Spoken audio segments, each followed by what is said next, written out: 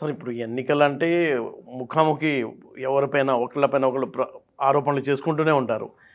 అంటే ఏపీలో ఒక బాగా డిస్కస్ అవుతుంది. జగన్మోహన్ రెడ్డి గారు బయటకొస్తే గొడ్డలి బయటకొస్తుంది అని. అది డబుల్ మీనింగ్ అనండి ఎలాగైనా. గొడ్డలి ఎందుకు వస్తుంది అంటే చెట్లు నరకడానికని. అసలు ఎందుకు చెట్లు నరుకుతారు అనేది పెద్ద క్వెషన్‌గా అయిపోయింది. మీకేమైనా ఐడియా ఉందా సార్ అది? మేధావులకు కూడా అంతుపట్టట్లేదండి. ఎందుకంటే భారతదేశ చరిత్రలోనే ఏ రోజు ఒక చీఫ్ మినిస్టర్ బయటకు వస్తున్నాడంటే పరదాలు కట్టిన సందర్భం గానీ, బ్యారికేడ్లు అంటే అప్పుడప్పుడు కడుతూ ఉంటారు. అక్కడ ఉన్నటువంటి ఏదన్నా జనాలు ఎక్కువ వస్తారంటే గానీ, అవును. పరదాలు కట్టడం ఏంటి? చెట్లు కొట్టేయటం ఏంటి? చెట్లు ఉండడం. అరే ప్రపంచవ్యాప్తంగా చెట్లు నాటండో, చెట్లు నాటండో అని చెప్పేసి అదొక పెద్ద ఉద్యమంలాగా జరుగుతా ఉంటే, పెరిగిన చెట్లను కొట్టేయటం అంటే ఇందాక మనం చూసినట్టే ఇప్పుడు నిన్న రాయి దాడి జరిగింది. హ్మ్. ఏ చెట్టు మీదో ఎవడో నక్కి ఏదన్నా చేస్తాడనేటువంటి భయమో మరేంటో తెలీదు. అంటే ఇప్పుడు రాయలసీమలో ఏమన్నా చెట్ల పైన బాంబులు పెట్టి రిమోట్‌తో పేల్చడం అలా చేసేవాళ్ళా సార్? అంత అంత టెక్నాలజీ ఇంకా వాళ్ళు వాడలేదెప్పుడు. సో, అదేం అలాంటి ఉండదు అవకాశం గానీ ఉంటుందా? అంటే చెట్ల పైన జనరల్ నక్సలైట్ అడవుల్లో అంటే అలా ఇప్పుడు మనం జరుగుతుంది. చూసాం గదా! ఇప్పుడు మన పరిటాల రవి గారి మీద ఒకసారి అటాక్ జరిగింది. Long back. అవును. అక్కడ పాపం మన ఈ మీడియా మిత్రులు గూడా కొంతమంది చనిపోయారు. అవును. జూబ్లీ హిల్స్‌లో. అవును. సో, పాజిబిలిటీ ఉంటుంది. కాకపోతే ఏంటంటే ఒక చీఫ్ మినిస్టర్ స్థాయి వ్యక్తి వెళ్తున్నప్పుడు ఏంటంటే ఆ ఏరియా మొత్తం జల్లెడ పట్టేస్తారు. హ్మ్. మెటల్ డిటెక్టర్స్‌తో ఏమన్నా మైన్స్ పెట్టారా? ల్యాండ్ మైన్స్ లేకపోతే ఎక్కడన్నా ఉన్నారా ఏంటి అది అనేటువంటిది తెలిసింది. అంతా కూడా చెట్ల పైన ఏ కొమ్మ మీద ఏ ఏదున్నా బుట్ట ఉందో అనేది. దానికి కూడా వాళ్ళు చెకింగ్ అణువణువున జల్లెలు పట్టేస్తున్నారు కదా మీరు. అవును. సో, అలాంటప్పుడు ఏంటంటే ఏ ఛాన్సు తీసుకోకూడదు. ఏమాత్రం 0.1% కూడా మనం ఛాన్స్ తీసుకోకూడదన్న ఉద్దేశంతోటి ఇంత సెక్యూరిటీ మెజర్స్ తీసుకుంటున్నారు. కానీ ఇన్ని విమర్శలొచ్చినా హ్మ్. చెట్లు కొట్టడం ఏంటని మేధావులు గాని, సామాన్య ప్రజల దగ్గర నుంచి మేధావుల దాకా గగ్గోలు పెడుతున్నా గాని, హ్మ్. ఇందుకు కొడుతున్నాం మేము చెట్టు అనేటువంటిది ఏ రకమైన సమాధానం వాళ్ళ దగ్గర నుంచి రావట్లేదు. ఇప్పటివరకు ఈ 5 ఏళ్లలో ఎన్ని లక్షల చెట్లు కొట్టేసుంటారు? లక్షల్లో కాకపోయినా ఆ! ఎళ్ళే రూట్‌లో ఉన్నటువంటి 100లో, 1000లో కొట్టేసుంటారు. అచ్చా!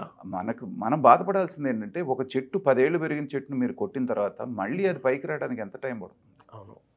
సో, ఇవాళ అది ఉంటేనే వాతావరణం ఎలా తయారైందో మనం చూస్తున్నాం. ఎండలు మండిపోతున్నాయి. సకాలంలో ఎండాకాలంలో వానాకాలంలాగా ఉంటుంది. వానాకాలంలోనేమో ఎండాకాలంలాగా ఉంటుంది. చలికాలంలో చలి ఉండటం లేదు. ఉంటే ఎక్కువ ఉంటుంది. ఇవన్నీ ఏంటంటే సమతుల్యం దెబ్బతింటుందని అందరం మొత్తుకుంటా ఉంటే, అవును. కొత్తగా మొక్కలు పెట్టాల్సిన చోట ఉన్న చెట్లు నరికేయటం అనేటువంటిది ఏంటంటే, జగన్మోహన్ రెడ్డి గారు చేసేటువంటి అనేక పనులు, అర్థం కాని పనులు చాలా చేస్తూ ఉంటాడు ఆయన జనానికి. హ్మ్. దాంట్లో ఇది కూడా ఒకటి. దీని వెనుక సీఎం ఆర్డర్ ఉంటుందా? లేకపోతే సెక్యూరిటీలో భాగంగా పోలీసులే కొడుతుంటారా? మరి ఇంతకుముందు సీఎంలకు అందరికీ కూడా వాళ్ళు పోలీస్ ఆఫీసర్సేగా సెక్యూరిటీ ఏర్పాటు చేసింది. హ్మ్. కాబట్టి ఇలాంటి ఎప్పుడు చెట్లు కొట్టలేదు కదా. అవును. అంటే నాకున్నటువంటి అవగాహనతోటి కనుక చూస్తే జగన్మోహన్ రెడ్డి గారు అధికారంలోకి రాగానే ఒక రకమైనటువంటి ఇన్సెక్యూరిటీ ఫీలింగ్లోకి వెళ్ళిపోయారు. ఓకే.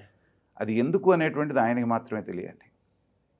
ప్రపంచం అంతా నాకు వ్యతిరేకంగా ఉంది. ప్రపంచం అంతా కూడా నాకు శత్రువులే ఉన్నారు. నన్ను కాపాడేది కేవలం నా అవ్వాతాతలు, అక్క చెల్లెళ్ళు వీళ్ళు మాత్రమే. మిగతా అందరూ కూడా నాకు వ్యతిరేకంగా ఉన్నారనేటువంటి ఒక ఇన్సెక్యూరిటీ ఫీలింగ్లోకి ఆయనకు వెళ్ళిపోయాడు. ఒక సైకాలజీ కొంచెం కాస్త కూస్త నాకు తెలిసిన వ్యక్తిగా చెప్తున్నాను. అవును. సో, మీరంత భయపడాల్సిన పని లేదు. వాళ్ళంతా కూడా మీకు రాజకీయ ప్రత్యర్థులు మాత్రమే. అవును. ప్రాణం తీయాలనే అంత కక్ష మీ మీద ఎందుకుంటుంది వాళ్ళకి? హ్మ్. ఒకవేళ జరిగేదైతే జరగక మానదు ఆ! గదా! జరిగేది సృష్టి ఎన్ని తీసుకున్నా గాని అవుతుందా? అవును. అవ్వదు. జరిగే రోజొస్తే ఏదైనా తప్పదనుకోండి. తప్పదు. అవును. ఇవాళ మీరు ఇంత సెక్యూరిటీ పెట్టుకొని ఇన్ని తీసుకుంటే మీ మీద రాయితో దాడి జరిగింది కదా. అవును. కాబట్టి జరిగే టైం వస్తే ఏదైనా జరుగుతుంది. కానీ విపరీతమైన భయంతోటి హ్మ్. దానికి కారణం ఏంటంటే ఇప్పుడు ఆయన సచివాలయానికి వెళ్ళే ప్రతిసారి ఆ గ్రామాల గుండా వెళ్ళేటప్పుడు పరదాలు కట్టించడానికి కారణం ఏంటంటే చూసి ఎక్కడి నుంచి అయినా ఏదైనా దాడి జరుగుద్దో చెప్పో రాయో వేస్తారనేటువంటి భయం ఉండొచ్చు. అవును. దాని మూలన పెట్టి ఉండొచ్చు. తర్వాత 6 కిలోమీటర్లు వెళ్ళాలన్నా హెలికాప్టర్లో వెళ్ళటం, మామూలుగా దారిన వెళ్తే చెట్లు కొట్టించడం, ఇవన్నీ కూడా ఏంటంటే ఎవరు చేయనటువంటి పనులు. అవును. చేస్తున్నప్పుడు ఏంటంటే ఏంటిది అనేటువంటి ఒక అంత భయం ఎందుకొచ్చింది సీఎంలో? అదేనండి. నిజంగా మీరు అధికారంలోకి వచ్చిన తర్వాత మీకు ధీమా పెరగాలి. అవును. ఇప్పుడు ఇంకా మీరు భయపడాలంటే ఎప్పుడు భయపడాలి? పాదయాత్ర చేస్తూ ఎలాంటి సెక్యూరిటీ లేకుండా వాళ్ళ దగ్గరికెళ్ళి వాళ్ళకి ముద్దులు పెడుతూ తల సవరదీస్తున్నప్పుడే ఎవరన్నా ఏదైనా చేసే అవకాశం ఉంటుంది. ప్రత్యర్థులు వాళ్ళలో జొరబడి అవును. ఏదైనా చేసే అవకాశం ఉంటుంది. అవును. ఆ రోజు భయపడకుండా నిర్భయంగా ప్రజల్లోకి వెళ్ళి వాళ్ళతోటి మమేకమై మీరు అధికారంలోకి వచ్చిన తర్వాత పూర్తిగా అందరికీ దూరం అయిపోయాడు ఆయన. హ్మ్. ఎమ్మెల్యేలకు కనపడ్డు, ఎంపీలకు కనపడ్డు, సొంత మనుషులకు కనపడ్డు, అడ్వైజర్స్కి కనపడ్డు. ఆయన ఒక్కడే ప్రశాంతంగా ఎక్కడో ఉంటారు. వచ్చినప్పుడు బటన్ నొక్కడానికి మాత్రమే మనం జగన్మోహన్ రెడ్డి గారిని చూసాం. ఎప్పుడైనా బయట ఎక్కడైనా చూసామా? లేదు. సరదాగా ఫ్యామిలీతో ఒక సినిమాకి వెళ్ళాడని ఎప్పుడైనా చూసామా మనం? సో ఒక రకమైనటువంటి ఇన్సెక్యూరిటీ. మీరు అదే మనం మిగతా చీఫ్ మినిస్టర్లు చూసాం. వాళ్ళు మ్యాక్సిమం టైం వాళ్ళు ప్రజాసేవలో గడిపేవాళ్ళు, బయటికి వెళ్ళేవాళ్ళు, ఏదైనా ఉండే విపత్తు ఉంటే బయటికి వెళ్ళేవాళ్ళు. ఈ చంద్రబాబు నాయుడు గారు అయితే చెప్పే పనే లేదు, ఎప్పుడు ప్రజల్లోనే ఉండేవాడు. మొన్న విపరీతమైన వర్షాలు వచ్చి పంట మునిగినప్పుడు కూడా మీరు చూసే ఉంటారు ఆయన ఎలా పలకరించడానికి వెళ్ళాడు. అంత దూరంలో మునిగిపోయిన పొలాలు ఉంటే రోడ్డు మీద ఒక డయాస్ వేశారు, దానికి పైన షామియానా వేశారు. ఇక్కడ నుంచి పొలాలు పరిశీలిస్తున్నాడు ఆయన. అదే ఏ చీఫ్ మినిస్టర్ అయినా చేశాడు అలాగా? అవును. కాబట్టి ఏంటంటే జగన్మోహన్ రెడ్డి గారికి కొన్ని ఫోబియాస్ ఉన్నాయి. దాని మూలన ఏంటంటే ఆయన ఒక రకమైన ఇన్సెక్యూరిటీతో ఉన్నాడు. అందరూ మీరు ఇండైరెక్ట్గా మానసిక రోగంతో బాధపడుతున్నారు అంటున్నారా? అంత పెద్ద మాట మనం అనకూడదు. కానీ అచ్చా, జరిగినటువంటి సంఘటనలను బట్టి ఇప్పుడు 16 నెలలు ఆయన జైల్లో ఉన్నారు.